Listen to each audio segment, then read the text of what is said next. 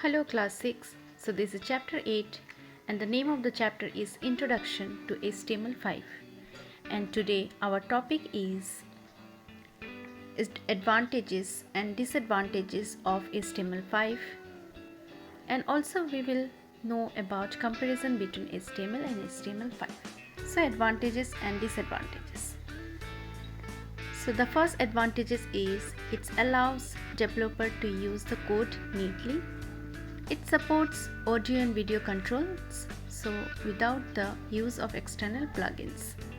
It features different elegance form controls for the user interface enhancements. So Canvas element allows the developer to draw graphics. It supports geolocation, which allows anyone to find and locate, and also you can share the information. So it provides an offline application cache and app cache facility to load the user visited page. So now disadvantages. It supports only updated versions of browsers, so it consumes more time to develop mobile applications. In mobile applications, the efficiency of the code totally depends on the translation engine. It does not provide the same flexibility as that of a Flash plugin. And also HTML tags behave differently on different platforms.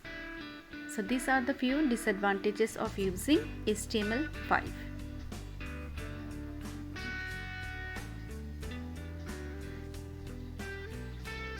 So comparison between HTML and HTML5. So there are the major points difference between HTML and HTML5. So few are listed below. So HTML doc type declaration is too long, does not support audio video tags. Vector graphics can be supported only with the use of plugins. It has the basic specific elements like bold, paragraph, line break, headings, etc.